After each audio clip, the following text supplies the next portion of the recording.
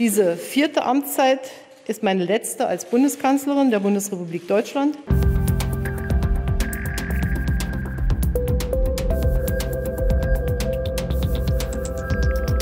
Bei der Bundestagswahl 2021 werde ich nicht wieder als Kanzlerkandidatin der Union antreten und auch nicht mehr für den Deutschen Bundestag kandidieren.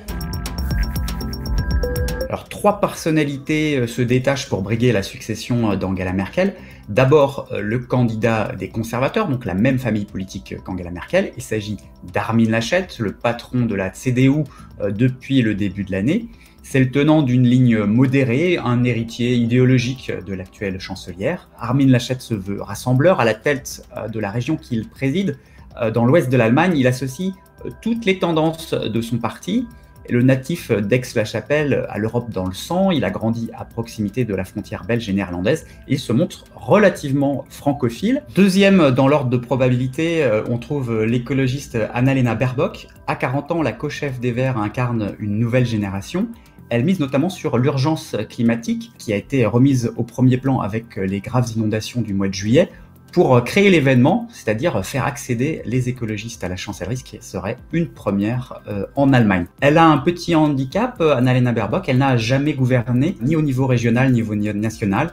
Elle a un simple mandat de députée depuis 2013. Alors il n'est pas impossible qu'on la retrouve au gouvernement, même si les Verts ne gagnent pas la chancellerie, car l'alliance entre les conservateurs et les écologistes a les faveurs des pronostics à la vue des sondages depuis le début de la campagne. Derrière Armin Laschet et Annalena Baerbock, on trouve le ministre fédéral des Finances, Olaf Scholz. Le social-démocrate a été d'ailleurs le premier à se lancer dans la course à la succession d'Angela Merkel. Il a annoncé sa candidature en août 2020. Et malgré des sondages pas forcément très favorables de sa formation, qui est pénalisée par l'aura de Merkel au gouvernement, Olaf Scholz ne lâche pas le morceau. Ses communicants le positionnent en héritier de Merkel pour tenter d'aller gagner des voix au centre. Il mise particulièrement sur son profil très technocrate, très sobre, avec des prises de position donc relativement modérées qui peuvent aussi séduire un certain électorat à droite. Alors en Allemagne, on n'a pas une, mais deux voix pour les législatives, car le système est un mélange de scrutin proportionnel et de scrutin majoritaire. 299 députés sont élus au scrutin direct à un tour dans des circonscriptions, donc comme en France, et les autres sont élus à la proportionnelle sur des listes régionales. Donc il faut faire 2 croix sur le bulletin en Allemagne. Mais attention, pour obtenir des députés, les partis doivent réunir au moins 5% des voix sur le plan national ou remporter 3 circonscriptions. En théorie, 299 députés sont élus au scrutin direct, 299 à la proportionnelle, ce qui fait 598 sièges. Sauf que depuis 1990, le Bundestag dépasse allègrement ce chiffre. On compte par exemple depuis 2017 709 députés. Alors comment on en est arrivé là? Ça tient au système de scrutin avec ces 2 voix. Pour répartir les sièges, c'est la voix à la proportionnelle, la seconde voix qui est déterminante. On regarde le nombre d'élus directs et puis on complète avec la liste à la proportionnelle. Mais rien ne vous oblige à voter pour les 2 partis avec vos 2 voix, ce qui amène à certaines situations où un parti, par exemple les conservateurs d'Angela Merkel, qui sont particulièrement concernés par ce phénomène, obtiennent plus d'élus directs en circonscription que ce qu'ils auraient eu droit avec la voix à la proportionnelle. Alors pour corriger ce déséquilibre, il y a un système de compensation qui fait gonfler les effectifs du Bundestag. On pourrait même dépasser les 800 élus après les législatives de cette année, aux grandes dames de la Cour des comptes qui réclament une réforme qui pour l'instant n'arrive pas.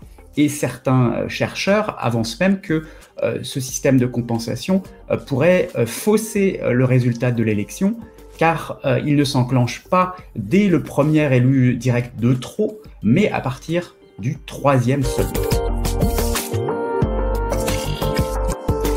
Les inondations meurtrières du mois de juillet dans l'ouest de l'Allemagne ont remis la question climatique au cœur de la campagne. Alors elle l'était déjà un petit peu avant, dès le début de la campagne au printemps, car La transition vers une économie décarbonée est l'un des enjeux majeurs du scrutin. C'est un enjeu pour tous les pays européens et donc pour l'Allemagne en tant que première puissance économique continentale. L'Allemagne peut se targuer de finances publiques pas trop dans le rouge pour faire les efforts nécessaires et donc les partis ont à se positionner sur la manière de faire avancer l'industrie en particulier, qui peut être très polluante dans les spécialités qui sont celles de l'Allemagne, pour arriver à rentrer dans les clous d'une économie décarbonée. La numérisation de l'administration et de l'économie est aussi un gros dossier, car l'Allemagne a pas mal de retard dans ces domaines.